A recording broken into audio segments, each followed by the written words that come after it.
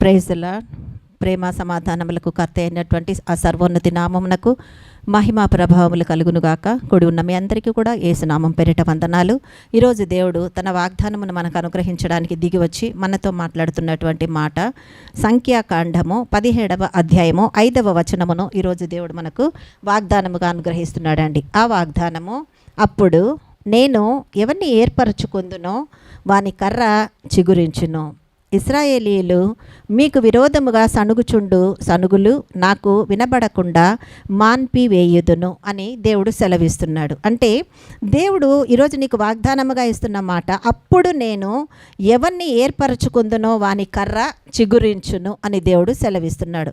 అప్పుడు అని అన్న మాటకు అంతకుముందు జరిగిన సందర్భం ఏదైనా ఉండాలి కదండి. అంటే ఈ వాక్యము మన పట్ల నెరవేర్చబడడానికి మనకు అర్థమయ్యే విధంగా ఉండాలి అని అంటే ముందు జరిగిన విషయాలు కూడా తెలుసుకోవాలి. అదే దేవుడు మోషేతో మాట్లాడుతూ సెలవిస్తున్నటువంటి మాట మొదటి వచనం నుంచే ఉంటుంది. నీవు ఇశ్రాయేలీలతో మాట్లాడి వారి యొద్ద ఒక్కొక్క పితరుల కుటుంబమునకు ఒక్కొక్క కర్రగా, అనగా వారి ప్రధానులందరి యొద్ద వారి వారి పితరుల కుటుంబముల చొప్పున 12 కర్రలను తీసుకొని ఎవరి కర్ర మీద వారి పేరు వ్రాయము.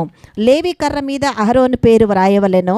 ఏలయనగా పితరుల కుటుంబముల మీద ప్రధానునికి ఒక్క కర్రయే ఉండవలెను. నేను మిమ్మును కలుసుకొను ప్రత్యక్షపు గుడారములోని శాసనముల ఎదుట వాటిని ఉంచవలెను. అప్పుడు నేను ఎవరిని ఏర్పరచుకుందునో వాని కర్ర చిగురించును అని దేవుడు సెలవిస్తున్నాడండి. అంటే చదవబడిన వాక్యం ఈ సారాంశమంతా అర్థమైంది కదండి. మోషేను పిలుచుకొని దేవుడు అతనితో మాట్లాడుతూ, ఇశ్రాయేలీలలో ఎందరైతే ఉన్నారో వారు ఒక్కొక్క పితరుల కుటుంబంలోనూ ఒక్కొక్క కర్ర, అంటే పితరుల కుటుంబాలలో పితరులతో ఎవరైతే వంశానికి ఒక కర్రలాగా ఆ కర్రను తీసుకొని వచ్చి దేవుని ప్రత్యక్ష గుడారములో ఆయన సన్నిధిలో పెట్టినప్పుడు ఆ కర్రలో ఎవరిని దేవుడు ఏర్పరచుకుంటాడో ఆ కర్ర చిగురుస్తుంది అని దేవుడు సెలవిస్తున్నాడండి. అంటే ఆ కర్ర ఈరోజు మన జీవితం అయితే, ఆ కర్రే మన విశ్వాసం అయితే, ఆ కర్రే దేవుని సమక్షములో ఉంటే, ఆ కర్రే దేవుని మీద ఆధారపడితే ఆ కర్ర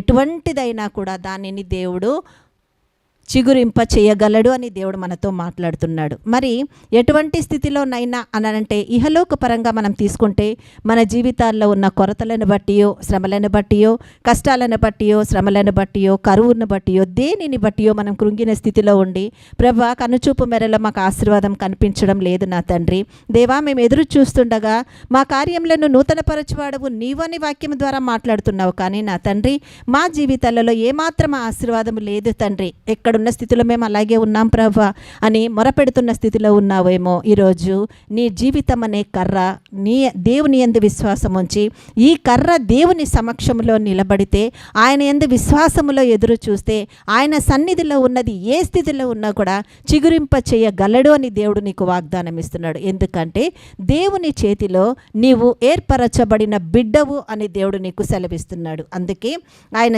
చెప్తున్నటువంటి మాట, అప్పుడు నేను ఎవరిని ఏర్పరచుకుందునో వాని కర్ర చిగురించును అని దేవుడు సెలవిస్తున్నాడు. అంటే నువ్వు దేవుని చేత ఏర్పరచబడిన బిడ్డవైతే, నువ్వు దేవుని చేత ఎన్నుకొనబడిన బిడ్డవైతే, నీవు దేవుని సమక్షంలో నిలిచి ఉన్న బిడ్డవైతే, నీవు దేవుని మీదనే సంపూర్ణముగా ఆధారపడి ఆయన కొరకు ఎదురు చూస్తున్నటువంటి బిడ్డవైతే, పితరుల కుటుంబాలలో ప్రధానులైన వారి ఒక్కొక్క కర్ర కూడా తీసుకొని వచ్చి దేవుని మందసము దగ్గర పెట్టినప్పుడు ఆ దేవుడు ఆ కర్రలలో ఏ కర్రనైతే ఏర్పరచుకున్నాడో, ఏ కర్రనైతే ఎన్నుకున్నాడో ఆ కర్రను బట్టి దేవుడు చిగురింప చేస్తానని వాగ్దానం ఇచ్చాడు. ఈరోజు నీ జీవితము కూడా ఫలించాలని ఇష్టపడుతున్నావా?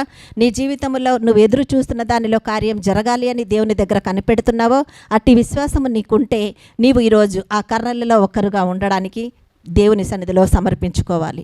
దేవుని సన్నిధిలోనే ఉండి ఆయన మహిమపరచడానికి ఆయన చేతులకు అప్పగించుకున్నప్పుడు దేవుడు నిన్ను తాను ఏర్పరచుకుని బిడ్డగా నిన్ను చిగురింప చేయడానికి ఆయన సిద్ధపడి ఈరోజు నీ ఎద్దకొచ్చి నీతో మాట్లాడుతున్నాడు. కాబట్టి ఆ కర్ర చిగురించింది. కర్ర చిగురించడం అంటే అది పచ్చదనంతో కూడిన కర్ర కాదండి, ఎండిపోయిన కర్ర. అందుకే అహరోను కర్ర అని దేవుడు కూడా పేరు పెట్టాడు కదండి.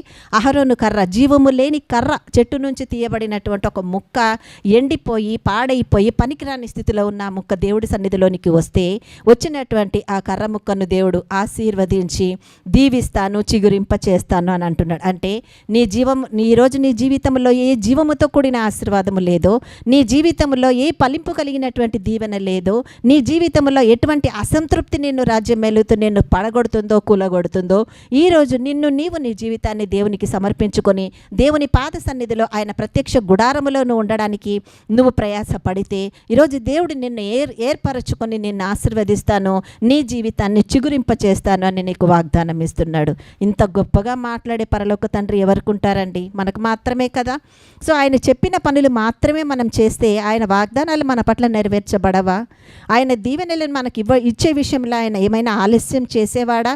అన్నీ మన ముందు పెట్టి నాన్న వీటిని తీసుకొని వాడుకోండి అని, ఈ విధంగా చేయాలి, ఈ విధంగా వాడాలి అని చెప్పినప్పుడు దాన్ని ఎందుకండి మనం వాడకుండా దాన్ని అలాగే వదిలిపెట్టేసి దేవుడా దేవుడా దేవుడా దేవుడా మా కొరకు ప్రేయర్ చేయండి, మా కొరకు ప్రేయర్ చేయండి అని అన్నా కూడా ఎవరు నీ కొరకు ప్రార్థన చేసినా వారి విశ్వాసమును బట్టి చేయగలిగిన వాడు దేవుడు మాత్రమే కదా. ఆ దేవుడు కార్యం చేయాలి అంటే నీవు సంపూర్ణంగా దేవుని మీద ఆధారపడాలి. కాబట్టి ఈరోజు నీ జీవితంలో దేవుడు ఏర్పరచుకొని నిన్ను నిలబెట్టుకొని ఉంటే నీ కర్ర చిగురింప చేయడానికి, దేవుడు ఆశీర్వాదంలో నడిపించడానికి, నిన్ను వర్ధిల్ల చేయడానికి ఆయన సిద్ధపడి ఉన్నాడు. అట్టి ఆ కృపమైన చేతులకు నీ జీవితాన్ని సమర్పించుకొని ఆయనను మహిమపరచు. ఇటు కృప దేవుడు మనకందరికీ అనుగ్రహించునుగాక. ఆమేన్, ఆమేన్, ఆమేన్. హల్లెలూయా.